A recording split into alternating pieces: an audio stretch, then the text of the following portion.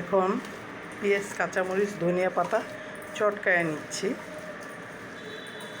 এটাতে বানাবো হলো চাপুরি। এটা অনেক সময় রুটি, পরোটা, নাস্তা খেতে ইচ্ছে করে না, তখন একটু ব্যতিক্রম খেতে ইচ্ছে করে, তাই একটু ব্যতিক্রমভাবে বানাচ্ছি। এটা সাধারণত সবাই পারেন, তারপরও একটু চেঞ্জ করব। একটু আটা দিয়ে একটু পাইটা হাতেই করতে হয়, কারণ হাত দিয়ে এটা মিক্স করলে ব্যাটারটা সুন্দর হয়। হ্যাঁ,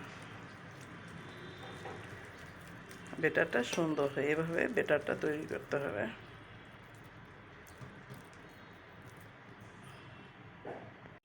ব্যাটারটা তৈরি হয়ে গেছে, এখন আমি হাত দিয়ে দিয়ে দিব। মনে কিছু করবেন না, এটা হাত দিয়ে দিতে হয়। হাত দিয়ে দিলে এটা সুন্দর হয়। আর যদি চামচ দিয়ে দেন, চামচ দিয়ে অনেকে দেয়, কিন্তু চামচ দিয়ে দিলে অতটা সুন্দর হয় না বানানোটা। এভাবে